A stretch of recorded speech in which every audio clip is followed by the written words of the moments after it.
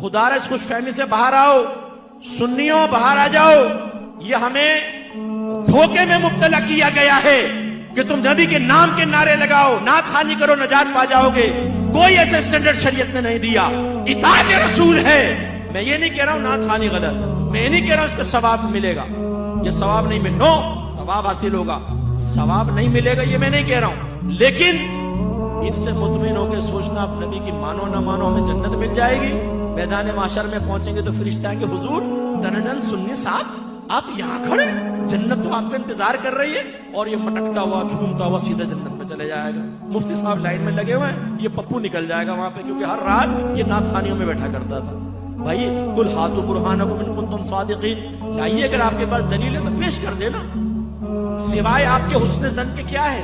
آپ کہیں گے جی ہمارا حسن ظن ہے، اللہ کرم فرمائے گا. آپ کے حسن ظن کی طرح تو کافر بھی حسن ظن رکھتا ہے. ہندو بھی کہتا ہے میرا حسن ظن ہے، میری بتوں کی عبادت سے اللہ تعالیٰ میرے نجات دے گا.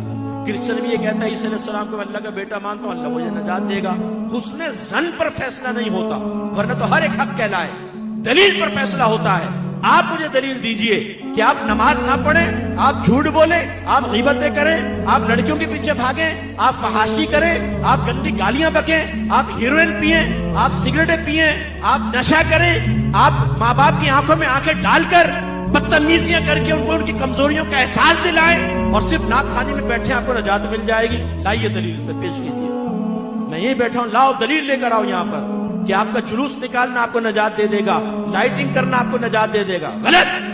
اگر کسی نے آپ کو ذہن بنایا ہے، کسی ناخوان نے ذہن بنایا ہے کہ آپ سرکار کی محفل میں بیٹھے ہیں اور جو سرکار کی محفل میں آتا ہے سرکار بروز قیامت اس کو سینے سے لگا کر جنت میں لے جائیں گے، آپ کے اوپر واجب ہے آپ اس ناخوان کو بعد میں روکیں اور کہیں اس پہ دلیل پیش کرو. ٹھیک ہے ہم تمہاری بات مانتے ہیں. نہیں مانتے مفتی صاحب کی بات، وہ ڈانٹ کے چلے گئے سخت لہجے میں گفتگو کی. تم نے بڑی پیاری بات کہی، لاؤ دلیل دو. جب تک نعت خوان دلیل نہ دے بند کر لینا اس کو گھر کے کمرے میں. بولنا کہ نہیں جانے دیں گے. تم نے کیسے دھوکے میں مبتلا کیا؟ تم نے ہمیں نمازوں سے دور کر دیا، تم نے تقوی سے دور کر دیا. حرام کھا کھا کر نعت خوانیوں میں آ کر بیٹھ کر ہم سب سمجھتے نجات ہو جائے گی. کیسے ہو جائے گی؟ جو حرام مال کے ساتھ حج کرے نبی کریم فرماتے اللہ اس کو حج قبول نہیں کرے گا.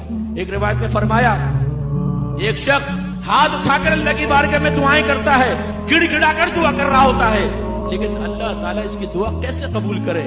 اس لیے کہ اس کے جسم پر حرام ہے، اس کے پیٹ میں حرام ہے، تو اللہ کیسے اس کی دعائیں قبول کرے گا؟ یہ آپ کی شریعت یہ ہے. ہمیں خوابوں میں مبتلا کیا گیا ہے. جلوس نکالو نجات ہے، لائٹنگ کرو نجات ہے، DJ 40 میں کرو نجات ہے، 11ویں کرو نجات ہے. تم بروز قیامت آؤ گے سرکار تمہیں بخشوا لیں گے. یقیناً میرے آقا شفاعت کریں گے، انکار نہیں. لیکن جب ایمان بچا کر لے گئے تو ایمان ضائع ہو گیا گناہ کر کر کے، پھر تو کافروں میں پھر شفاعت نہیں. اور فرض کر لیں ایمان بچا کر لے گئے اور گناہوں بھری زندگی گزاری، سرکار نے شفاعت فرمائی، یہ یقین لے کر گئے، یقین رکھیے اس کا انکار نہیں. لیکن کیا یہ بہت بڑی بے مروتی نہیں ہوگی کہ ہماری ہر طرح کی گندگی کے باوجود سرکار میدان معاشر میں سینے سے لگائیں؟ کیا پھر ہمیں نبی کریم کے ساتھ یہ رویہ رکھنا چاہیے؟ صرف اس بھروسے پہ کہ سرکار ہمیں بخشوا لیں گے ہم ان کی نافرمانی کرتے چلے جائیں؟ غلط بات ہے. یہ میں اسی لیے دل جلاتا ہوں جتنے نعت خوان جن کو آپ نے دین کا ٹھیکیدار سمجھا ہوا ہے نا کہ یہ ہمیں جنت تک پہنچائیں گے، ان سے آپ شرعی مسائل معلوم کر لیں، ان تک کو پتہ نہیں ہوگا. ان کے گھر میں ان کی ازواج کو پتہ نہیں ہوتا ہے. سب کی بات نہیں کر رہا ہوں لیکن اکثر کو میں جانتا ہوں. ویسے آ کے ایسا آپ کے سامنے شعر پڑھیں گے جیسے دین ابھی انہی کے درس چل رہا ہے، ورنہ یہ نہ ہو تو دین ہی ٹھپ ہو جائے.